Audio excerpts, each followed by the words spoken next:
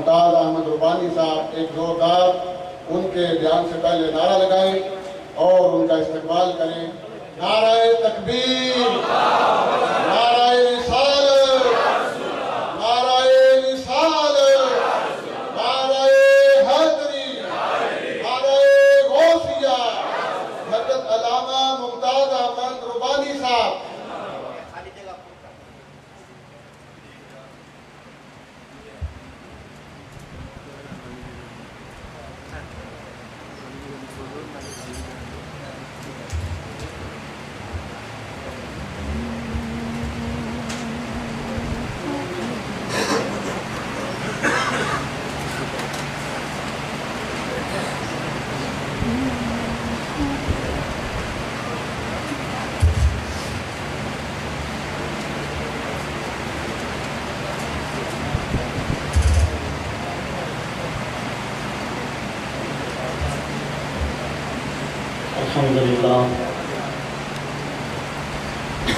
الحمدللہ رب العالمین،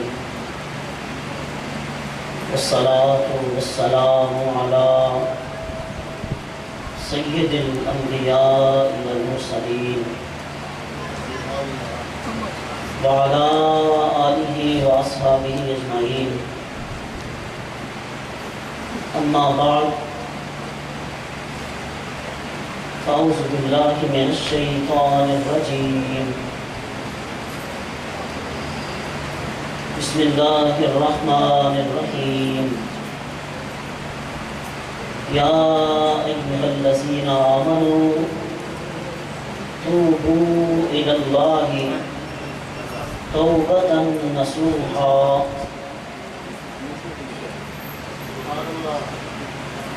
صدق اللہ مولانا العظیم،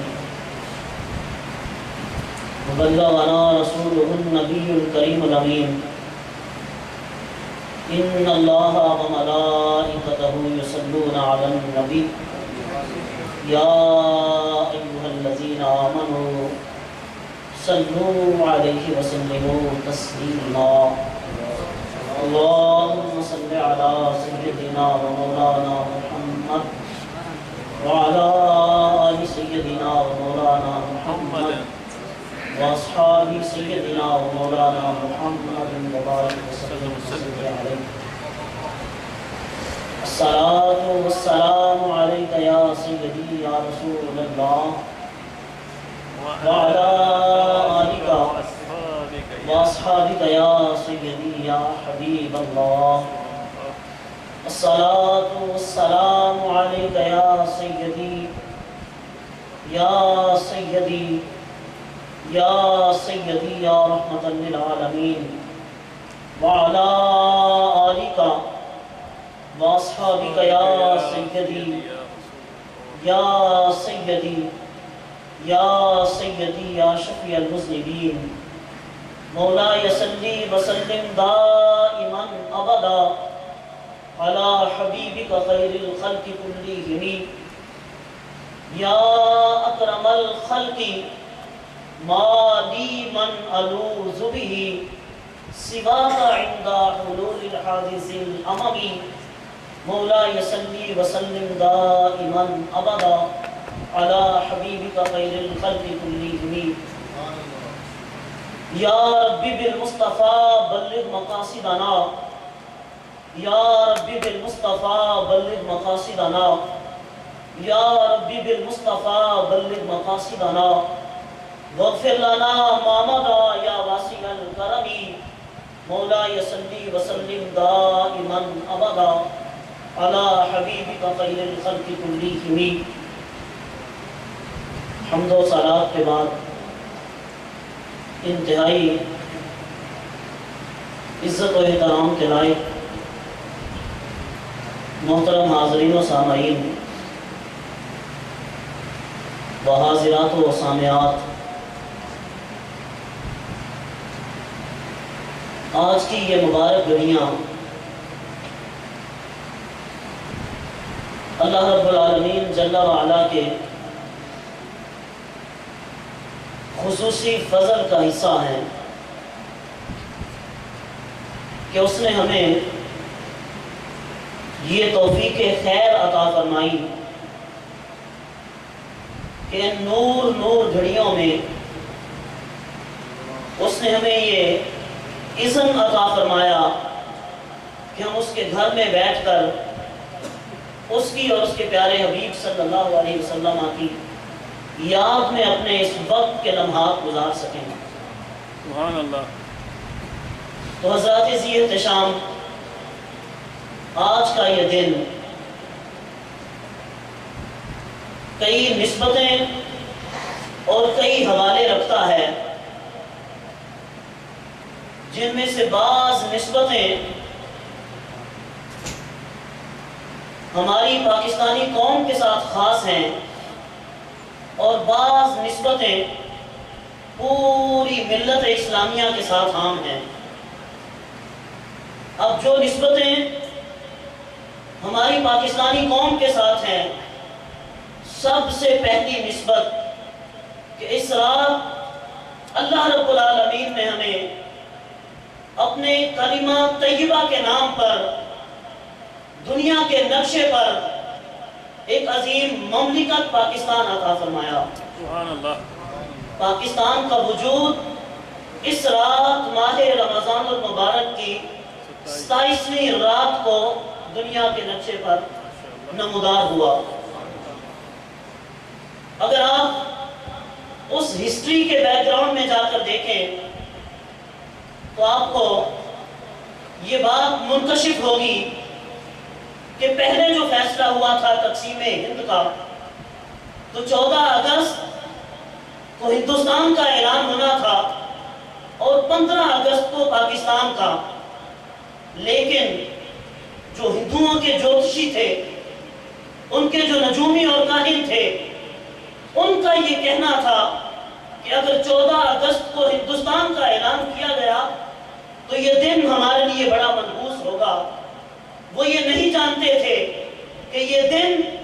اللہ رب العالمین نے پاکستان کو عطا کرنا تھا۔ یہ 27 رمضان المبارک کی شب قدر کی مبارک گھڑیاں تھیں کہ جن مقدس ساعتوں میں اللہ رب العالمین نے اس قوم کو کہ جو اللہ اور اس کے رسول کے نام پر جینا اور مرنا جانتی ہے، یہ فاقہ کش اقبال جس کے بارے میں کہتا ہے کہ ابلیس اپنے سیاسی فرزندوں کو یہ بتاتا ہے کہ اگر تم اس قوم کو اپنا غلام بنانا چاہتے ہو، اگر اس قوم کو تم شکست سے دوچار کرنا چاہتے ہو، تو تمہارے پاس ایک ہی حل ہے کہ یہ فاقہ کش اقبال یہ کوٹ کر رہا ہے ابلیس کے ان الفاظ کو جو اپنے سیاسی فرزندوں کو میسج کی صورت میں دے رہا ہے کہ یہ فاقہ کش جو موت سے ڈرتا نہیں ذرا، روح محمد اس کے بدن سے نکال دو، فکر عرب کو دے کر فرنگی تخیلات اسلام کو حجاز و یمن سے نکال دو، افغانیوں کی غیرت دین کا ہے یہ علاج، ملا کو اس کے کوہ دمن سے نکال دو۔ تو حضرات ذی احتشام، یہ وہ قوم ہے جو اپنے نبی اور اپنے کریم آقا صلی اللہ علیہ وسلم کی محبت میں زندگی اور موت کی ساری کامیابیاں، ساری کامرانیاں ہیچ جانتی ہے کہ سب سے فرسٹ پریارٹی، سب سے پہلی ترجیح ان کے نزدیک حضور صلی اللہ علیہ وسلم کی غلامی اور آپ کی محبت ہے۔ دوسرا دیکھیے اعجاز کہ پاکستان، اگر آپ دنیا کے کسی بھی خطے سے فون کرنا چاہتے ہیں تو پاکستان کا نمبر ملانے سے پہلے آپ کو 92 کا انٹرنیشنل ڈائلنگ کوڈ ملانا پڑے گا۔ اب 92 کیا ہے؟ یہ اس میں محمد کے اعداد ہیں، اس میں محمد کے اعداد نکالے جائیں تو 92 بنتا ہے۔ تو مطلب یہ ہے کہ یہ غلامان مصطفیٰ کا یہ ملک ہے، یہاں آنے والی ہر آواز کو پہلے مدینہ طیبہ کی فضا سے گزرنا ہوگا، مدینہ طیبہ در مصطفیٰ پہ حاضری دے کر پھر یہ آواز پاکستان کی سرزمین پہ جائے گی۔ اور یہ آپ کو ایسے نہیں مل گیا، یہ ایسے نہیں آپ کو یہ 92 کا کوڈ دیا گیا، یہ اللہ رب العالمین کا کرم ہے، یہ اس کا اعجاز ہے۔ آگے دیکھیے کہ پاکستان کو جب دو لخت کیا گیا تو ایک کا نام بنگلہ دیش ہوا اور دوسرے کا نام پاکستان رہا۔ اب دیکھیے پوری جو غیر اسلامی قوتیں ہیں، جو اسلام مخالف طاقتیں ہیں، بنگلہ دیش ان کی آنکھوں میں نہیں کھٹکھٹا، بنگلہ دیش انہیں کوئی تکلیف نہیں دیتا۔ انہیں اگر تکلیف ہے، ان کے سینے پر اگر چبھتا ہے تو پاکستان کا نام چبھتا ہے۔ پاکستان کو کمزور کرنے کے لیے، پاکستان کو اندرونی خلفشار کا شکار کرنے کے لیے کس قسم کی سازشیں ہو رہی ہیں، یہ کائنات پر اللہ اور اس کے رسول کا اعزاز ہے، یہ اللہ رب العالمین کا عطا کردہ، یہ اس کی نعمت ہے۔ تو یہ پہلی آج کی رات کی نسبت ہماری وہ مملکت ہے، ہمارا وہ عظیم الشان ملک ہے، وہ سرزمین ہے۔ تو ہم سب کو مل کے یہ دعا کرنی چاہیے کہ پروردگار ہمارے اس ملک کو استحکام عطا فرمائے، اور وہاں جو برسر اقتدار طبقات ہیں، اللہ رب العالمین انہیں صحیح معنوں میں پاکستانی بننے کی توفیق عطا فرمائے، اور وہ اپنی سب سے پہلی ترجیح پاکستان کو بنائے، اور پاکستان کے لیے اپنی توانائیاں، اپنی انرجیز، اپنی کوششیں فقط پاکستان کے استحکام اور اس کی ترقی کے لیے وہ صرف کریں۔ دوسری نسبت آج 6 ستمبر ہے۔ 6 ستمبر بھی اللہ رب العالمین نے پاکستان کو یوم دفاع کے نام پہ یہ دن آج بھی منایا جاتا ہے، ان شہداء کی یاد میں جنہوں نے اپنا خون دے کر، اپنی جوانیاں قربان کر کے، اپنی سب سے قیمتی متاع سرمایہ حیات قربان کر کے پاکستان کے وجود کو بچانے کے لیے قربانیاں پیش کی، اور آج 6 ستمبر کو یوم دفاع کے نام سے منایا جاتا ہے۔ وَأَعِدُّوا لَهُمْ مَا اسْتَطَعْتُم مِّن قُوَّةٍ وَمِن رِّبَاطِ الْخَيْلِ کہ اللہ رب العالمین یہ حکم ارشاد فرماتا ہے کہ تم اپنی بساط اور قوت کے مطابق اپنی تیاری رکھو، تو اللہ رب العالمین اگر میدان بدر میں 313 کو ایسی کامیاب اور عظیم الشان فتح عطا فرما سکتا ہے تو وہ اللہ تمہارے ساتھ ہے۔ وَلَا تَهِنُوا وَلَا تَحْزَنُوا وَأَنْتُمُ الْأَعْلَوْنَ إِن كُنتُم مُّؤْمِنِينَ تم نے بزدلی کا مظاہرہ نہیں کرنا، تم نے لوگوں کے سامنے اپنی شکست کو نہیں تسلیم کرنا، تم نے سرنڈر نہیں کرنا۔ جب تم ڈٹ جاؤ گے اللہ اور اس کے رسول کے نام پر تو کامیابی، کامرانی تمہارے قدم چھوڑے گی۔ سبحان اللہ۔ وَأَنْتُمُ الْأَعْلَوْنَ إِن كُنتُم مُّؤْمِنِينَ سب سے سربلند تم ہوگے اگر تم مومن ہوئے۔ تو سب سے پہلی شرط یہ ہے کہ اللہ رب العالمین ہمیں صحیح معنوں میں مومن بننے کی ہمت اور توفیق عطا فرمائے۔ پروردگار ہماری آج کی اس رات کے صدقے، ان مقدس لمحات کے صدقے، ان نور ساعتوں کے صدقے پروردگار پوری پاکستانی قوم کو اپنی حفظ و امان عطا فرمائے۔ ہمارے راستے میں جو مشکلات ہیں، جو بڑے بڑے مسائل کے پہاڑ کھڑے کیے جاتے ہیں، کبھی وہاں پہ ٹیررزم کا ہمیں بلیم دیا جاتا ہے، کبھی خودکش حملوں کا ایک طوفان کھڑا کر دیا جاتا ہے، کبھی ہمیں اندرونی اور بیرونی خلفشار کا شکار بنا دیا جاتا ہے۔ تو آپ دعا کریں کہ پروردگار اپنے حبیب کا صدقہ اور جنگ بدر کے ان پرعزم شہداء اور غازیوں کا صدقہ کہ جنہوں نے اللہ اور اس کے رسول پر بھروسہ کرتے ہوئے اپنے سے کئی گنا بڑی طاقت سے لڑ جانے کا، ٹکرانے کا عزم کیا تھا، اور پروردگار نے انہیں دنیا کے نقشے پر ایک کامیاب اور کامران قوم کے طور پہ انہیں متعارف کروایا کہ کل تم دیکھتے ہو کہ مکہ مکرمہ سے یہ بے سر و سامانی کے عالم میں نکل رہے تھے، وہاں سے اپنی جانیں بچا کر نکل رہے تھے، اور آج اللہ یہ اعزاز عطا فرماتا ہے کہ تم اگر اللہ اور اس کے رسول سے متمسک ہو جاتے ہو، اپنے آپ کو وہاں سے جوڑ لیتے ہو، تم اپنی جبینوں کو اللہ اور اس کے رسول کے ناطے سے منسلک کر لیتے ہو، تو پروردگار تمہیں رسوا نہیں ہونے دیتا۔ وہ کا شکار نہیں بننے دیتا، بلکہ کامیابی کامرانی تمہارے قدموں کی ٹھوکر بنا دیتا ہے۔ سبحان اللہ۔ تو حضرات ذی احتشام آگے چلیے۔ آج کی رات کا ایک امتیاز یہ ہے کہ یہ شب قدر کی رات ہے، یہ لیلۃ القدر کی رات ہے، وہ رات کہ جس رات کو اللہ رب العالمین نے اِنَّا أَنزَلْنَاهُ فِي لَيْلَةِ الْقَدْرِ وَمَا أَدْرَاكَ مَا لَيْلَةُ الْقَدْرِ لَيْلَةُ الْقَدْرِ خَيْرٌ مِّنْ أَلْفِ الشَّهْرِ، کہ جسے 1000 مہینے سے بہتر رات قرار دیا گیا ہے۔ اس لیے کہ یہ رات 1000 مہینے سے بہتر کیوں بنی؟ اس رات اللہ رب العالمین نے اپنی مقدس کتاب کا نزول فرمایا کہ اگر لو انزلنا ھذا القرآن علی جبل لرأیتہ خاشعا متصدعا من خشیۃ اللہ، اگر اس قرآن کو پہاڑوں پر نازل کر دیا جاتا تو پہاڑ اپنے اندر اتنی ہمت نہیں رکھتے تھے، پہاڑ اپنے اندر اتنی سخت نہیں رکھتے تھے کہ وہ اس قرآن کو سسٹین کر سکتے، اس قرآن کو سنبھال سکتے۔ اور ایک آیت طیبہ میں اللہ رب العالمین ارشاد فرماتا ہے اِنَّا عَرَضْنَا الْأَمَانَةَ عَلَى السَّمَاوَاتِ وَالْأَرْضِ وَالْجِبَالِ فَأَبَيْنَا أَن يَحْمِلْنَاهَا وَأَشْفَقْنَ مِنْهَا وَحَمَلَهَا الْإِنسَانُ، کہ اس نعمت عظمیٰ کو، اپنی اس امانت کو ہم نے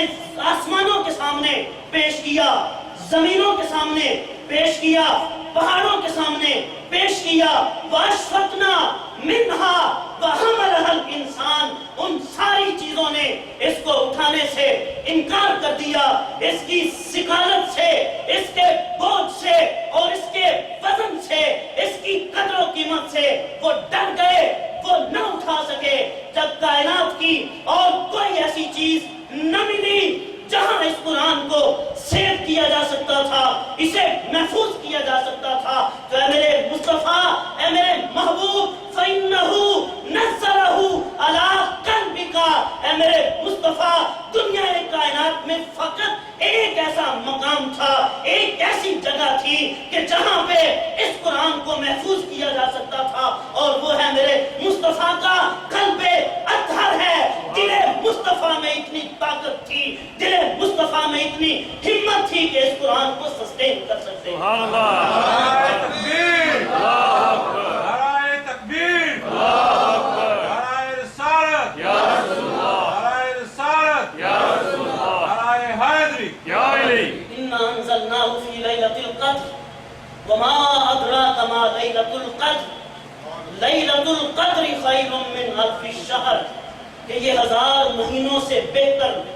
اس رات کو مرتبہ اور مقام کس وجہ سے ملا؟ نزول قرآن کی وجہ سے۔ قرآن کہاں نازل ہوا؟ قلب مصطفیٰ پہ نازل ہوا۔ تو یہ ماننا پڑے گا، یہ ہمیں عقیدہ اور ایمان بنانا پڑے گا کہ قرآن کی قدر و منزلت ہمیں در مصطفیٰ سے ملتی ہے۔ اگر در مصطفیٰ سے ہٹ کر قرآن کو سیکھنے کی، سمجھنے کی، اسے دیکھنے کی کوشش کی جائے تو قرآن سمجھ نہیں آتا۔ یُضِلُّ بِهِ کَثِیرًا وَیَہْدِی بِهِ کَثِیرًا، کہ اس قرآن سے بہت سارے لوگ ہدایت پاتے ہیں اور بہت سارے گمراہ ہو جاتے ہیں۔ گمراہ وہ ہوتے ہیں جو ذات مصطفیٰ سے جدا ہو کر، جو ذات مصطفیٰ سے ہٹ کر قرآن کو سمجھنے کی کوشش کرتے ہیں۔ قرآن انہیں ہدایت نہیں دیتا بلکہ وہ گمراہی کی طرف چلے جاتے ہیں۔ ہدایت ملتی ہے تو در مصطفیٰ سے ملتی ہے، ذات مصطفیٰ سے وابستگی سے ملتی ہے۔ اس رات کی اگلی نسبت کہ یہ رات وہ رات ہے من قام ایمانا و احتسابا، من قام لیلۃ القدر ایمانا و احتسابا غفر له ما تقدم من ذنبہ، کہ جس کسی بندے نے، جس کسی انسان نے ایمان اور احتساب کے ساتھ لیلۃ القدر کو قیام کیا، رب العالمین اس رات کا صدقہ اس کی سابقہ زندگی کے سارے گناہوں کو معاف فرما دیتا ہے۔ سبحان اللہ۔ غفر له ما تقدم، ما ایبسولوٹنس ہے. یہاں یہ تعین نہیں ہے کہ صغیرہ گناہ ہوں گے کبیرہ گناہ ہوں گے. جو بھی اس بندے کے نامہ اعمال میں گناہ ہوں گے تو یہ ما تقدم من ذنبہ،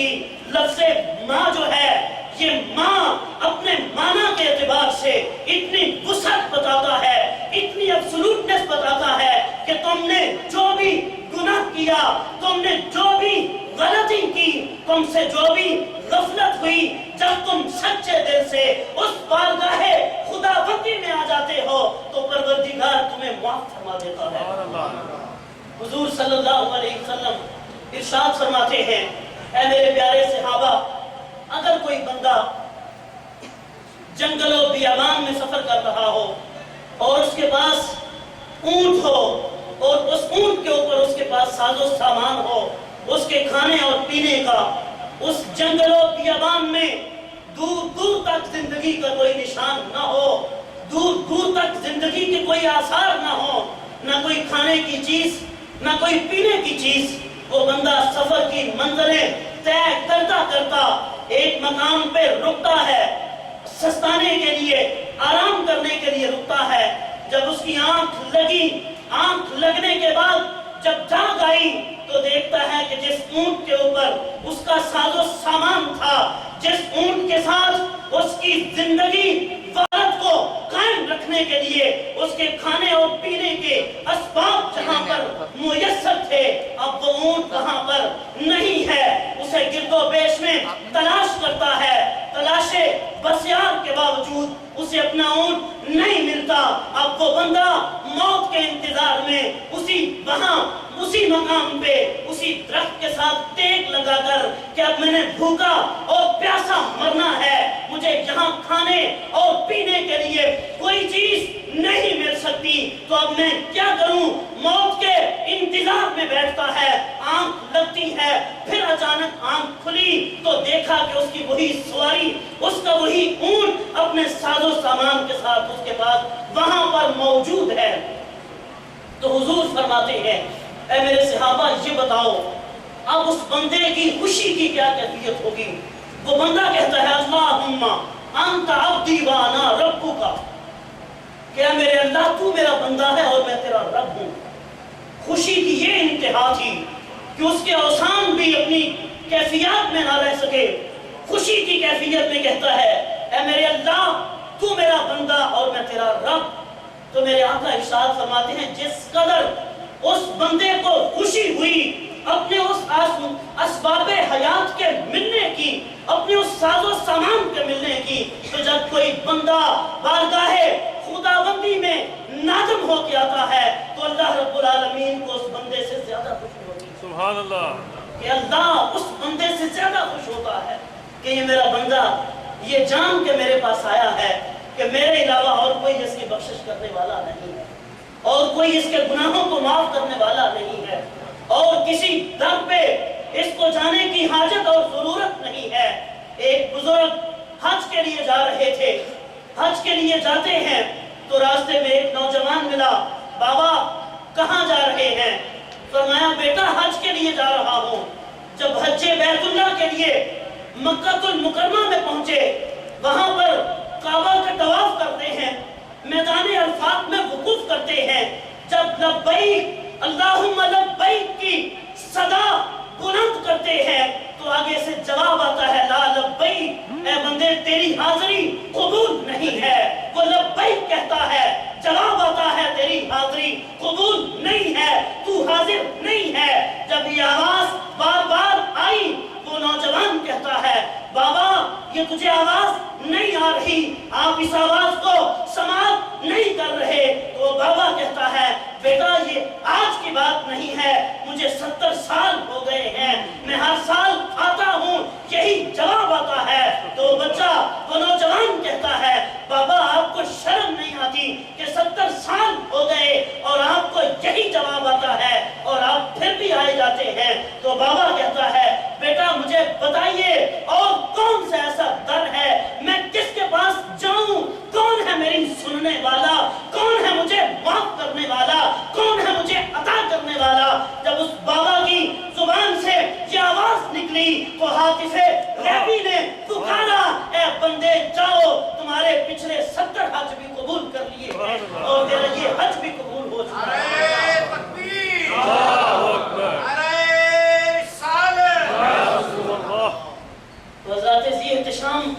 अल्लाह रब्बुल आलमीन को खुशी होती है कि जब उसका बंदा ये समझता है कि मेरे रब के अलावा मुझे कोई माफ करने वाला नहीं है, मेरे रब के अलावा और कोई मेरा चारा-ए-कार नहीं है, तो जब बंदा इस अदा से अपने रब की बारगाह में जाता है तो उसके हाथ उठने से पहले जवाब आता है। हाथ बाद में उठते हैं, रब पहले कहता है, आ मेरे बंदे, या अब्दी, या अब्दी, या अब्दी, ऐ मेरे बंदे आ तो सही मेरी बारगाह की तरफ आ तो सही।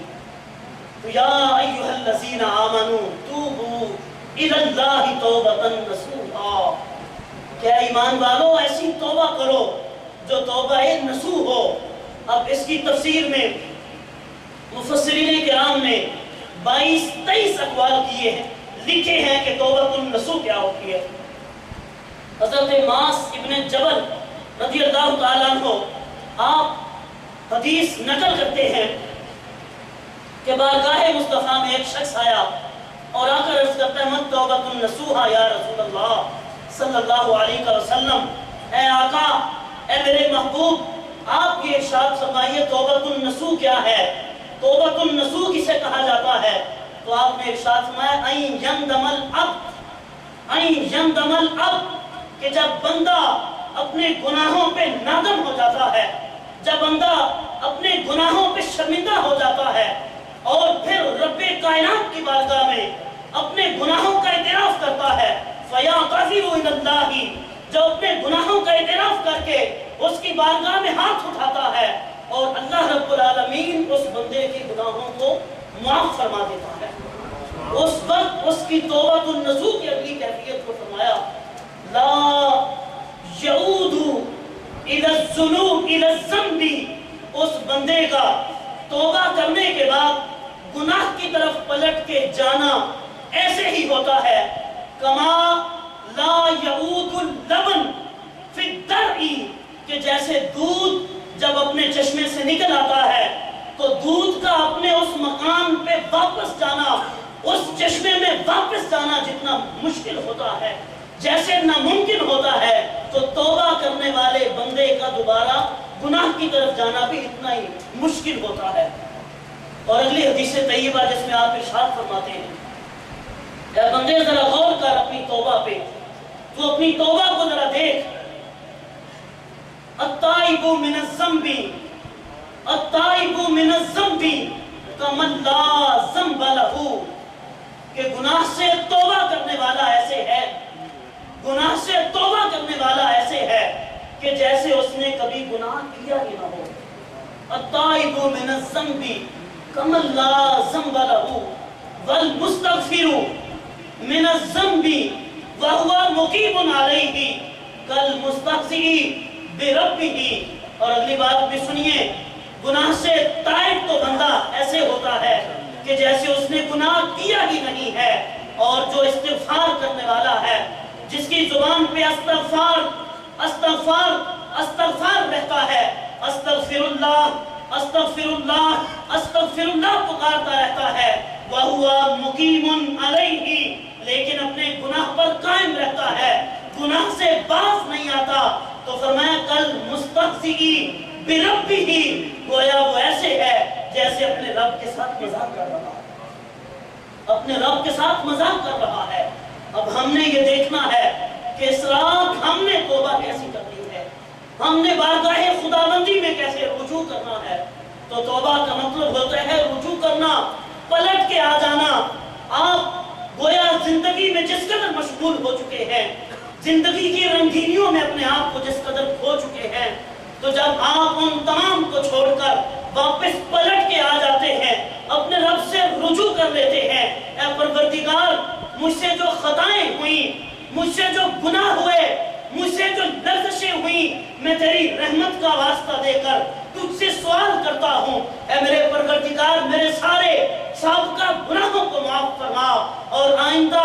मुझे गुनाहों से बचने की तौफीक अता फरमा। तो जब इस अज़म से अज़्म मुसम्मम से, इरादा पुख्ता से इंसान तौबा करता है तो उसके हाथ मुंह पर बाद में फिरते हैं, रब्बे कायनात उसे मुजदा सुना देता है, बंदे जाओ तुम्हारी जिंदगी के साथ का गुनाह माफ कर दिए हैं। और मेरे आका इरशाद फरमाते हैं कि जब बंदा गुनाह करता है तो एक गुनाह करने पे 4 किस्म के एविडेंसेस, 4 किस्म की गवाहियां उसके खिलाफ तैयार हो जाती हैं। जिस जमीन पर गुनाह किया सबसे पहली उस जमीन की गवाही यौमाइज़िन तुहद्दिसु अखबारहा,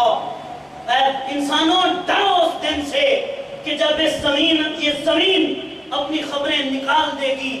इसके अंदर जो मूवी चल रही है उसे तुम्हारी आंखों के सामने चला दिया जाएगा। तो पहली एविडेंस, पहला गवाह जो हमारे खिलाफ, हमारे गुनाहों के खिलाफ होता है वो जमीन है। जिस कित्ताए जमीन पर खड़े होकर हम गुनाह करते हैं, जिस जमीन के कोने पर खड़े होकर, जिस जमीन के गोशे पर खड़े होकर हम गुनाह करते हैं, तो वो जमीन का टुकड़ा हमारे खिलाफ क़यामत के दिन गवाही देगा। हम तो ये समझते हैं कि हम लोगों की नजरों से ओझल हो चुके हैं, हम लोगों की नजरों से छुप चुके हैं, हमें गुनाह करते हुए कोई नहीं देख रहा, लेकिन वो जमीन अपने अंदर हमारे खिलाफ पहली गवाही तैयार करके रखती है। और उसमें दूसरी गवाही किरामन कातिबीना यालमून मा तफअलून, ये जो हमारे ऊपर 2 निगरान हैं, ये जो किरामन कातिबीन हैं, आप कहां जाएंगे इनसे छुपकर किस जमीन के टुकड़े पे जाकर आप गुनाह करने की कोशिश करेंगे। फरमाया दूसरी गवाही, दूसरी एविडेंस जो तुम्हारे खिलाफ होती है, ये जो तुम्हारे ऊपर 2 निगरान मुकर्रर किए गए हैं, ये जो किरामन कातिबीन, ये जो 2 मुहाफिज हैं, ये तुम्हारी गुनाहों, तुम्हारे गुनाहों को, तुम्हारी बदियों को ये ऑन रिकॉर्ड महफूज करते जाते हैं। और फरमाया तीसरी गवाही जो तुम्हारे गुनाहों के खिलाफ तैयार होती जाती है, वइज़ा सुहुफुन नुशिरत, कि जब उन सहाइफ को खोला जाएगा, जो रजिस्टर तुम्हारे खिलाफ लिखे जा रहे हैं, जिसमें तुम्हारी एक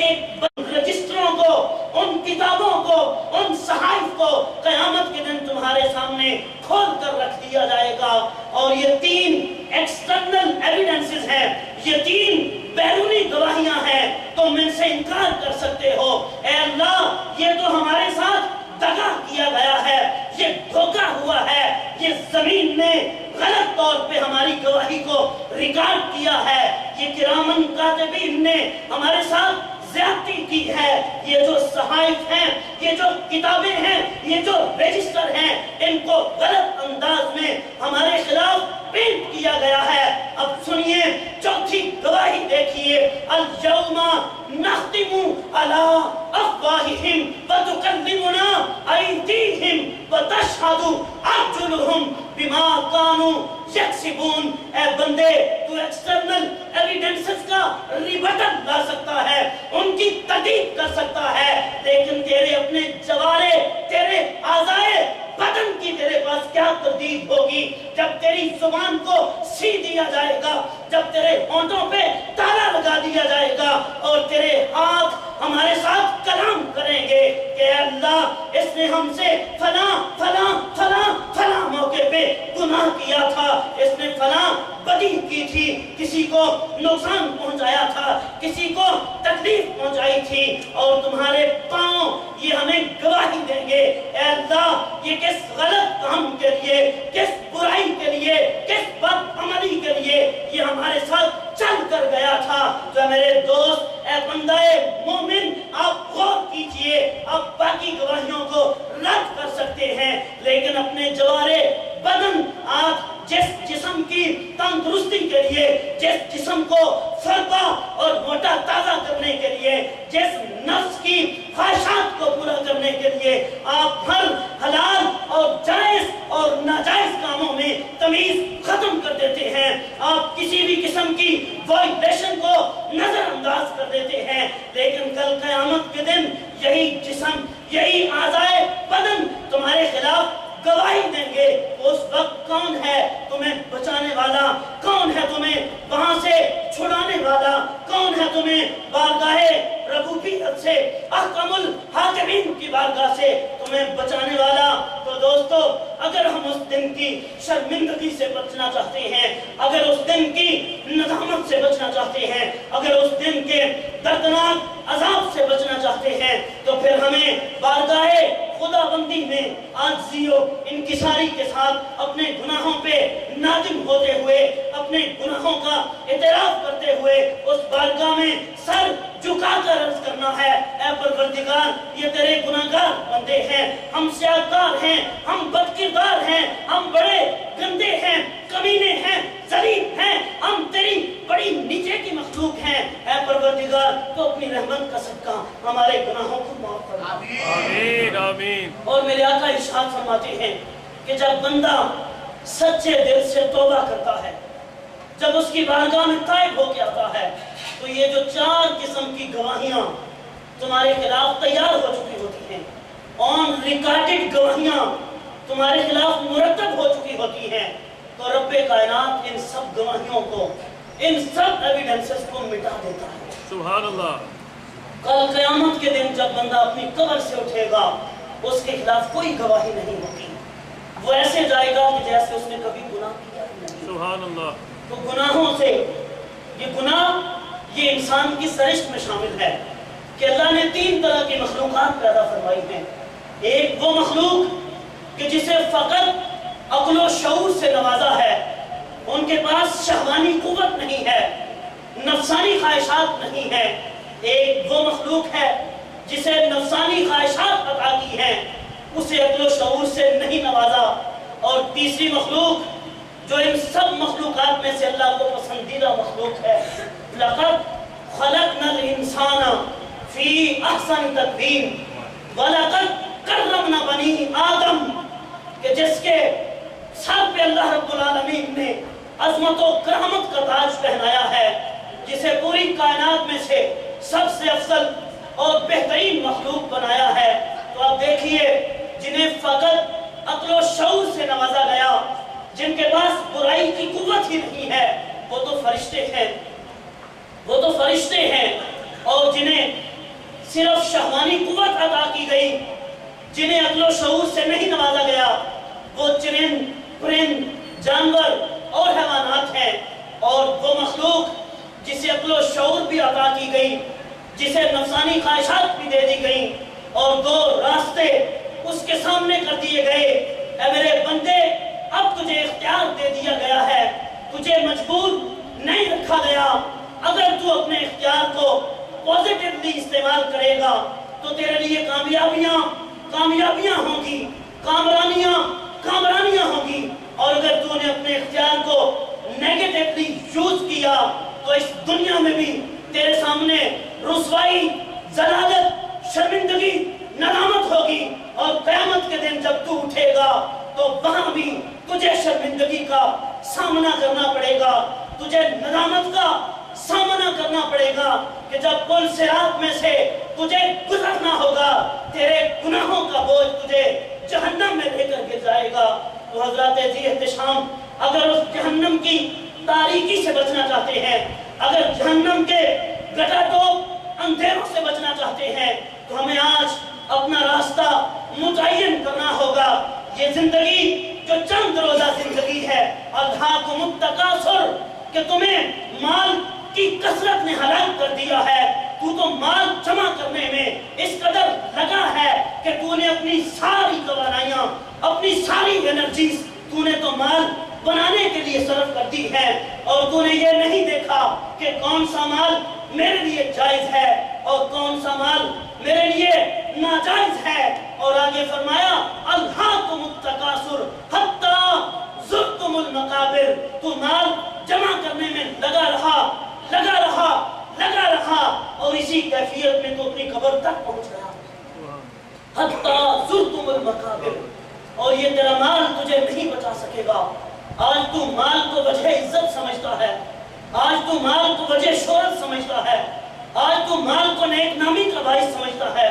आज तू ये समझता है कि तेरे पास माल है तो दुनिया में तुझे सलूट पेश किया जाता है। आज लोग तेरी अजमत का दम करते हैं, लेकिन ये बात याद रख, किसी शायर ने शायद इसी पस मंजर को सामने रखते हुए میری غربت میں اڑایا میرے فن کا مذاق، تیری دولت میں تیرے عیب چھپا رکھے ہیں، اور یہی دولت الہاکم التکاثر کہ تجھے ہلاک کر دیا ہے اس مال کی کثرت نے، اور جو تو مال ہی میرا مال کرتا رہتا ہے۔ اے بندے، کبھی تو نے سوچا کہ تیرا مال کیا ہے؟ ما اکلتا وافنیتا، تیرا مال فقط وہ ہے جو تو نے کھایا اور اس کو فنا کر دیا۔ ما اکلتا وافنیتا،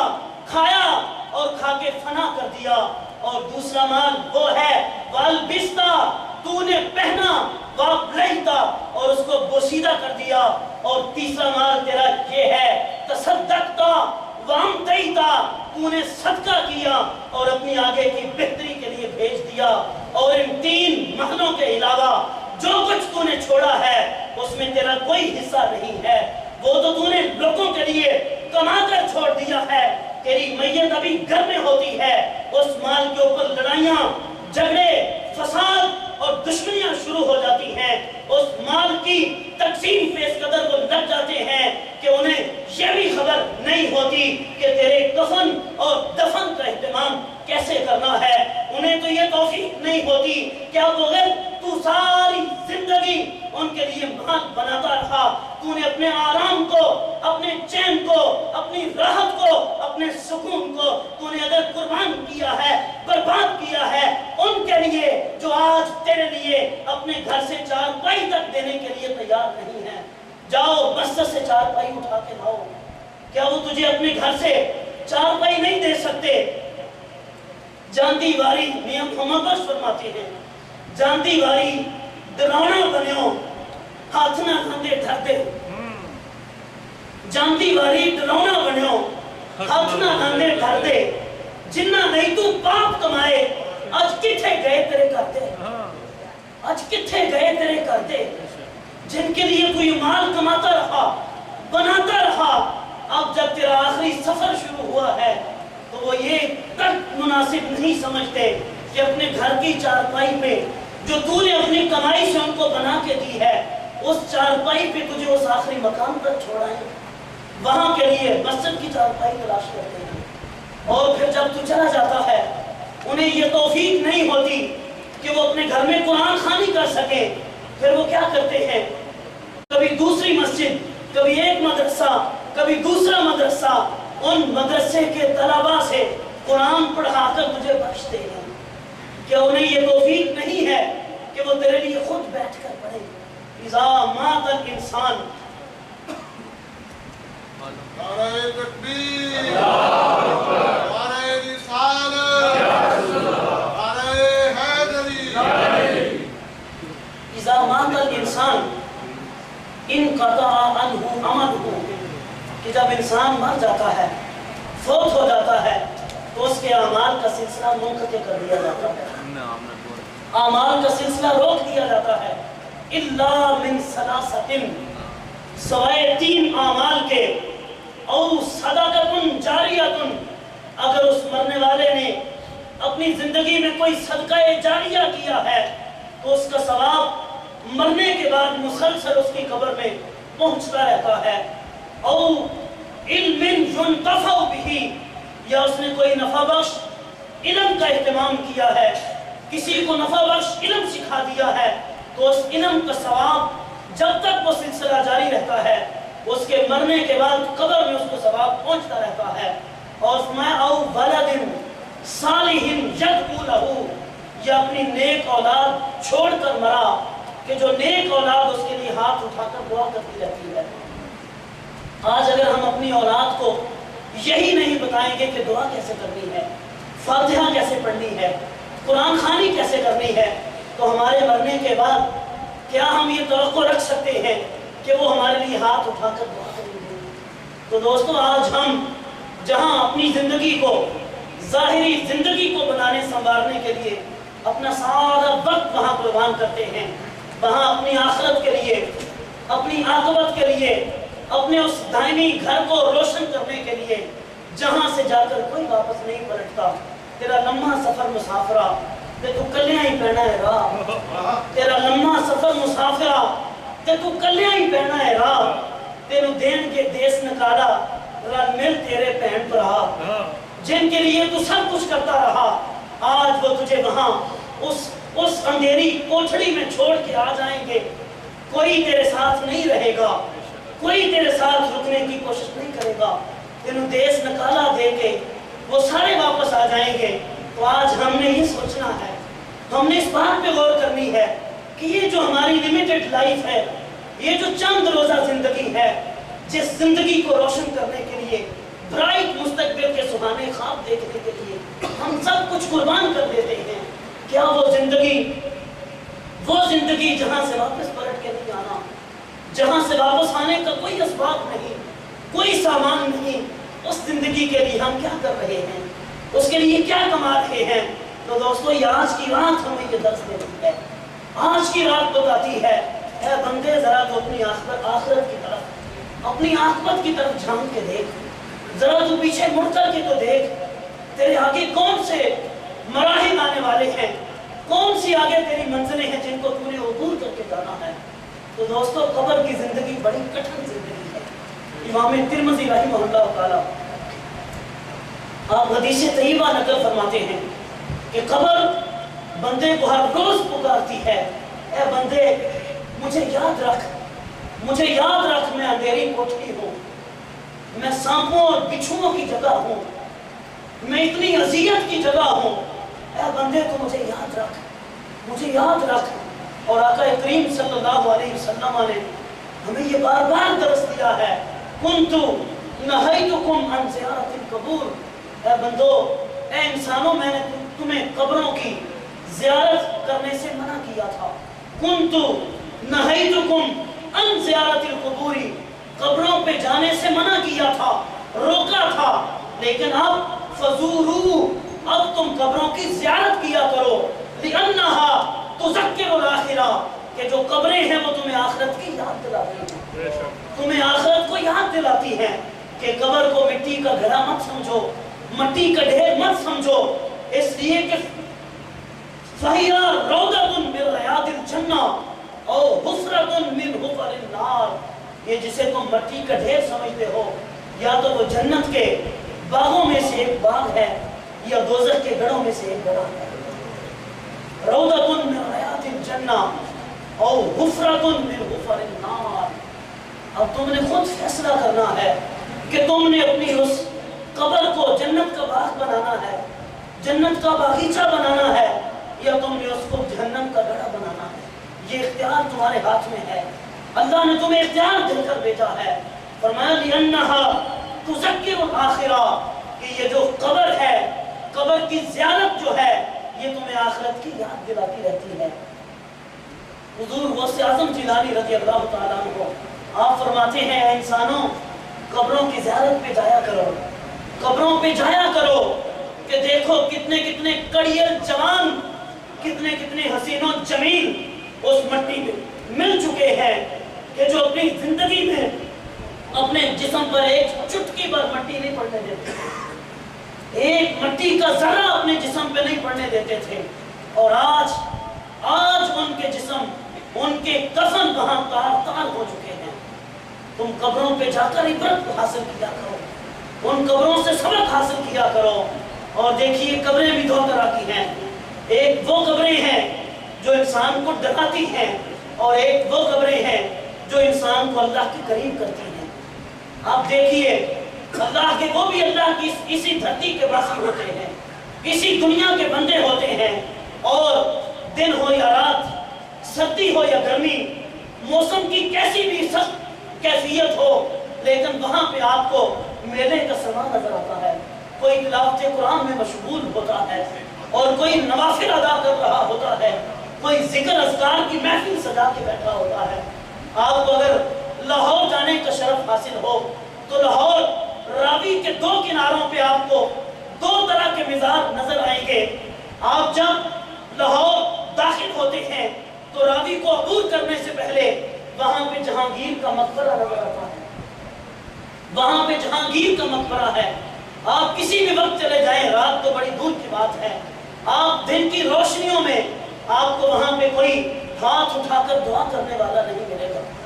وہاں بیٹھ کر تلاوت قرآن پڑھنے والا نہیں ملے گا۔ کون جہانگیر کہ جس کے اشارہ ابرو پہ پورے ہندوستان کی تقدیر کے فیصلے ہوا کرتے تھے، جس کے اشارہ ابرو پہ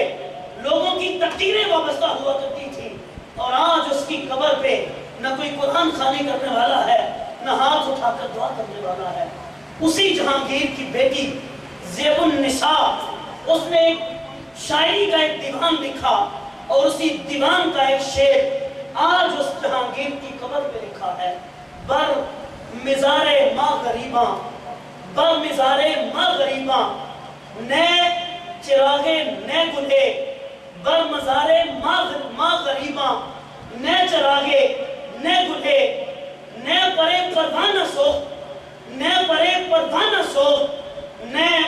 صدائے بلبلے، کہ ہم غریبوں کی قبر پہ نہ تو کوئی چراغ جلانے والا ہے، اور نہ ہی کوئی گل اور پھول لے کر آنے والا ہے، اور نہ ہی یہاں پہ کوئی پروانہ آ کے جلتا ہے، اور نہ ہی یہاں پہ کوئی بلبل صدا بلند کرتی ہے۔ یہ آپ دیکھیے یہ کس بندے کی قبر ہے کہ جو پوری ہندوستان کی تقدیر کا مالک تھا، اور راوی کو کراس کر کے آگے چلے جائیے، ایک مرد کلندر کا مزار نظر آئے گا، ایک مرد درویش کی قبر نظر آئے گی، جس کے بارے میں گنج بخشے فیض عالم مظہر نور خدا، کہاں بر مزارے ماں غریباں، اور کہاں گنج بخشے فیض عالم مظہر نور خدا، کہ جس کے پاس کوئی بادشاہی نہ تھی، کوئی تاج سردارہ نہ تھا، کوئی سپاہ و لشکر نہ تھا، کوئی اپنی آل اولاد ساتھ لے کے نہیں آیا تھا، وہ تو تنہا، وہ درویش، وہ خدا مست ایک انسان، اللہ کا بندہ، اللہ کی عبادت کے لیے آیا تھا، لوگوں کی تقدیر بدلنے کے لیے آیا تھا۔ آپ رات کی پچھلے پہر میں چلے جائیں، چلچلاتی دھوپ میں چلے جائیں، اور ٹھٹھرتی سردی کے دنوں میں چلے جائیں، آپ کو رش وہاں پہ کم نہیں نظر آئے گا۔ ہر وقت تلاوت قرآن پاک میں دنیا مشغول ہے، اور ہزاروں لاکھوں لوگ اکتساب فیض کرتے ہوئے نظر آتے ہیں۔ لِأَنَّهَا تُذَكِّرُ الْآخِرَةَ، اے لوگوں تم قبروں کی زیارت پہ جایا کرو، یہ قبروں کی زیارت تمہیں اللہ کے قریب کرتی ہے، تمہیں آخرت کی یاد دلاتی ہے۔ گنج بخشے فیض عالم مظہر نور خدا، ناقصاں را پیر کامل، کاملاں را رہنما۔ اب کمپیریزن کیجئے دونوں کے زمانوں میں، دونوں کی شان و شوکت میں، دونوں کی سطوت میں، کہ کون جو دنیا میں بادشاہی کرتا رہا اور مر گیا، کوئی نام تک لینے والا نہیں، اور جو اس دنیا میں درویش خدا مست بن کے آیا تھا، صدیاں بیت چکی ہیں، صدیاں بیت چکی ہیں، اور آج بھی ایسے ہے کہ داتا علی حجویری لوگوں کے دلوں پر حکومت کر رہے ہیں۔ لِأَنَّهَا تُذَكِّرُ الْآخِرَةَ۔ تو دوستوں، ہموں کے راستے کو اختیار کرنا ہے، یہی راستہ ہے جو ہمیں کامیابی کی منازل تک پہنچا سکتا ہے، یہی راستہ ہے جو ہمیں اللہ اور اس کے رسول کے قریب کر سکتا ہے۔ آج تو ہم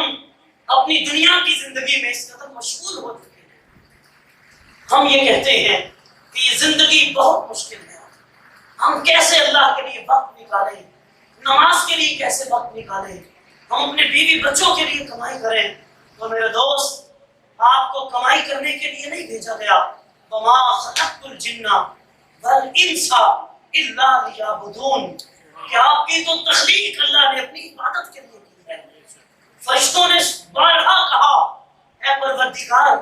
اس انسان کو تو اپنا نائب بنانا چاہتا ہے، اپنی نیابت کا تاج پہنانا چاہتا ہے، اپنی خلافت کا کلہ اس کے سر پہ رکھنا چاہتا ہے۔ جو انسان دنیا میں فساد کرے گا، خون ریزیاں کرے گا، تو پروردگار نے فرمایا انی اعلم ما لا تعلمون، اے لوگوں، اے فرشتوں، جو میں جانتا ہوں وہ تم نہیں جانتے۔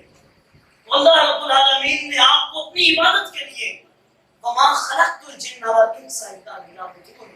کہ آپ کی تخلیق فقط اللہ کی عبادت کے لیے ہوئی ہے۔ اور جس رزق کے پیچھے آپ بھاگ رہے ہیں، جس رزق نے آپ کو اللہ سے دور کر دیا ہے، جس رزق نے آپ کو دین سے دور کر دیا ہے، اس رزق کا معاملہ کبھی دیکھا ہے؟ سرکار ارشاد فرماتے ہیں کہ بندہ ابھی اپنی شکم مادر میں ہوتا ہے، شکم مادر میں ہوتا ہے، 120 دن کا عرصہ گزرتا ہے، نطفے سے لوتھڑا، لوتھڑے سے گوشت کا ٹکڑا بنتا ہے، ابھی اس کا جسم نہیں بنایا جاتا، ابھی اس میں روح نہیں پھونکی جاتی، ابھی تو اپنی تخلیقی مراحل میں ہے، 120 دن کا ہے تو آپ کا رزق لکھ دیا جاتا ہے۔ سبحان اللہ۔ رزق لکھ کر تمہیں اس دنیا میں بھیجا ہے اور آپ اس رزق کے پیچھے اپنے رب کو بھولتے جا رہے ہیں۔ آپ غور کیجئے جناب بلال رضی اللہ تعالیٰ عنہ، ایک طرف آپ کو تپتے ہوئے کولوں پہ لٹایا جاتا ہے،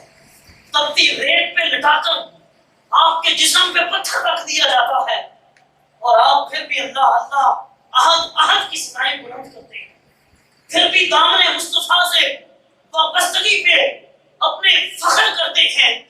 اور پوچھا بلال اتنی تکلیفیں تمہیں مل رہی ہیں، بلال اس قدر اذیتوں سے گزر رہے ہو، تو بلال فرماتے ہیں تم جب کبھی بازار سے برتن خریدنے کے لیے جاتے ہو تم اس کو بجا کے دیکھتے ہو، اس کو ٹکور کے چیک کرتے ہو کیا وہ برتن ٹھیک ہے کہ میرا اللہ مجھے چیک کرنا چاہتا ہے، وہ تو اپنے بلال کا امتحان لینا چاہتا ہے۔ یہ بلال کے لیے کوئی چیز نہیں ہے، بلال کے اگر بار بار سے جسم ملے، بار بار جان ملے تو میں اپنے آپ اللہ پہ اور اس کے رسول پہ قربان کر دوں۔ نعرہ تکبیر، نعرہ رسالت، نعرہ حیدری، عاشقان مصطفیٰ۔ دیکھیے اب یہ رسول ہیں، ان کی دونوں ٹانگوں کو 2 اونٹوں کے ساتھ باندھ کے مخالف سمت انہیں دبایا جاتا ہے اور وہ فرماتے ہیں فزتو برب کعبہ، مجھے رب کعبہ کی قسم میں کامیاب ہو گیا۔ فزتو برب کعبہ، لوگوں تم کس خوشگمانی میں ہو؟ تم کامیابی کا معیار دولت کو سمجھتے ہو، تم کامیابی کا معیار شہرت کو سمجھتے ہو، تم کامیابی کا معیار زندگی کے سٹیٹس کو سمجھتے ہو۔ فزتو برب کعبہ، مجھے فخر ہے کہ میرے رب نے مجھے اپنی بارگاہ میں قبول کر لیا ہے، خدا کی قسم میں کامیاب ہو گیا ہوں۔ اور آج تو ہمارے پاس نماز کے لیے وقت نہیں ہے، ہمارے پاس اللہ کی یاد کے لیے وقت نہیں ہے۔ دوستو یہ سارا کچھ یہیں پہ رہ جانا ہے، یہ سب کچھ یہی کمال ہے، کوئی بھی چیز آپ ساتھ لے کر نہیں جا سکتے۔ جڑے کہندے سی مراں کے نال تیرے، جڑے کہندے سی مراں کے نال تیرے، آج انہاں بھی بازیاں ہاریاں ہیں۔ کل تک جو آپ پہ جان قربان کرتے تھے، دیکھیے باپ اور بیٹے کا تعلق کیسا ہے، ماں اور بیٹے کا تعلق کیسا ہے۔ ان میں سے کوئی بیمار ہو جائے تو دوسرا یہ چاہتا ہے کہ میری متاع حیات لٹ جائے لیکن میرے والد گرامی کو صحت مل جائے، میرے والد گرامی کو تندرستی مل جائے، میرے پاس جو کچھ ہے گھر بک جائے، گاڑیاں بک جائیں، جائیداد بک جائے، لیکن میرے والد کو صحت مل جائے۔ چند لمحے گزرتے ہیں، والد کی روح کف سے عنصری سے نکل جاتی ہے، روح پرواز کر جاتی ہے۔ اب وہی جو پہلے سب کچھ قربان کرنے کے لیے تیار تھا، جو سب کچھ لوٹانے کے لیے تیار ہے، اب چند لمحے کے لیے اپنے گھر میں رکھنے کے لیے تیار ہے۔ جڑے کہندے سی مراں گے نال تیرے، آج انہاں بھی بازیاں ہاریاں ہیں۔ جڑے ترستے سی دید نو دنے راتی، آج انہاں بھی بازیاں ماریاں ہیں۔ جو آپ کے بغیر ایک لمحہ نہیں جی سکتے تھے، کہ آپ کو دیکھے نہ تو دن نہیں گزرتا، آپ کو دیکھے نہ تو چین اور سکون نہیں آتا، اور وہی اپنے ہاتھوں سے قبر میں ڈال کے خود مٹی ڈال کے آتے ہیں، قبر میں لٹاتے ہیں، بند کرتے ہیں، اس کے اوپر کہ کہیں تم نکل کے واپس نہ آ جاؤ۔ جڑے ترستے سی دید نو دنے راتی، آج انہاں بھی باریاں ماریاں ہیں۔ وچ باغ دے خزانے جدوں وال کھولے، وچ باغ دے خزانے جدوں وال کھولے، پنچھی اڑ گئے مار اڈاریاں نے۔ محمد بوٹیا جھوٹا ہی جگ سارا، کملی والے دی سچیاں یہ وہ مقام ہے جو ہمیں کامیابی سے ہمکنار کر سکتا ہے۔ جب اس کیفیت میں آئیں تو زندگی کی ہر بڑی مشکل ہمیں فزتو برب کعبہ کا وہ منظر یاد دلاتی ہے۔ فزتو برب کعبہ، مشکلات، پریشانیاں، مسائل، پھر یہ ہمارا راستہ نہیں ہوتا۔ ہمارے راستے میں حائل نہیں ہو سکتی، بلکہ ہم خوشی سے پریشانیوں کو گلے لگاتے ہیں کب جب ہمیں یہ کیفیت مل جاتی ہے، یہ سٹیٹس ہم گین کر لیتے ہیں۔ حضرات ذی احتشام، آج کی رات یہ ہمارے رونے دھونے کی رات ہے، آج کی رات اپنے رب کو منانے کی رات ہے، رب کو یاد کر کے اس کی بارگاہ میں آج اس کے سامنے اپنی ندامت، شرمندگی اور اپنے آپ کو اس کے سامنے گرا کر کے گڑانے کی رات ہے۔ میرے آقا کریم صلی اللہ علیہ وسلم ارشاد فرماتے ہیں، اے بندو یہ یاد رکھنا، دو قطرے ایسے ہیں جو کبھی ضائع نہیں جاتے، ایک تو خون کا قطرہ جو میدان جہاد میں اللہ رب العالمین کی راہ میں جان قربان کرنے والا شہید اپنی جان کا نذرانہ پیش کرتا ہے تو اس کے خون کا جو قطرہ زمین پر گرتا ہے وہ ضائع نہیں جاتا، اور دوسرا اللہ کی یاد میں رونے والی آنکھ کا آنسو، جب آنسو زمین پر گرتا ہے تو گویا وہ ایسے ہے جیسے شہید کا خون زمین پر گرا۔ یہ اللہ کی بارگاہ میں اس قدر محبوب ہے، اس قدر اسے پسندیدہ ہے کہ وہ چیزیں ہمیں اس کی بارگاہ میں رونا ہے، گر گڑانا ہے۔ ایک حدیث طیبہ ہے کہ سرکار ارشاد فرماتے ہیں کہ اگر کسی کی آنکھ میں اللہ کے ڈر اور اس کے خوف کی وجہ سے آنسو آ گیا تو کل قیامت کے دن اس کی آنکھ کے وہ بال جو اس آنسو کی وجہ سے بھیگے تھے وہ اللہ سے لڑائی کر کے کھڑے ہو جائیں کہ پروردگار یہ بندہ تیرے خوف کی وجہ سے رویا تھا اور اس کی آنکھوں میں نکلنے والے آنسوؤں سے ہم بھیگے تھے، اور آج یا تو ہمیں اس کی آنکھوں سے نکال یا اس کو جنت کرا کے دینا۔ تو میرے آقا ارشاد فرماتے ہیں وہ آنسو سے بھیگنے والے بال اس بندے کو جنت میں لے کر جائیں گے۔ اس قدر نکمے ہیں کہ ہم آنکھوں سے دو آنسو نہیں بہا سکتے اس رب کے لیے، اس پروردگار کے لیے۔ حضور صلی اللہ علیہ وسلم کے پاس ایک حبشی آیا اور آ کر عرض کرتا ہے، یا رسول اللہ صلی اللہ علیہ وسلم میں نے بہت گناہ کیے، یا رسول اللہ کیا میری بخشش ہو سکتی ہے؟ کیا میری بخشش ہو سکتی ہے؟ تو آپ نے ارشاد فرمایا ہاں تمہاری بخشش ہو سکتی ہے۔ چلا گیا، تھوڑی دیر کے بعد پھر آیا اور عرض کرتا ہے، یا رسول اللہ جو میں نے گناہ کیے ہیں کیا میرے گناہوں سے میرا رب آگاہ ہے؟ کیا میرے اللہ نے میرے گناہوں کو دیکھا ہے؟ تو میرے آقا ارشاد فرماتے ہیں ہاں جو تم نے گناہ کیے ہیں اللہ نے تمہارے ان گناہوں کو دیکھا ہے۔ تو صحابی راوی جو اس حدیث کی وہ روایت کرتے ہیں، اللہ کی قسم جب اس نے سرکار کی زبان سے یہ بات سنی کہ اللہ نے مجھے گناہ کرتے ہوئے دیکھا ہے، اسے اللہ کی بارگاہ سے اتنی حیا آئی، چیخ ماری اور مار کر نہیں اللہ کی راہ میں قربان ہو گیا، اس نے اپنی جان اس کے حوالے کر دی۔ ساتھ ذی احتشام اگر ہم اس بات پہ حیا نہیں کرتے کہ اللہ رب العالمین ہمیں ہمارے کاموں کو، ہماری نیکیوں کو، ہمارے گناہوں کو دیکھ رہا ہے، تو پھر ہم نے کس منہ کے ساتھ اس کی بارگاہ میں جانا ہے؟ اگر وہاں ہم ندامت سے بچنا چاہتے ہیں،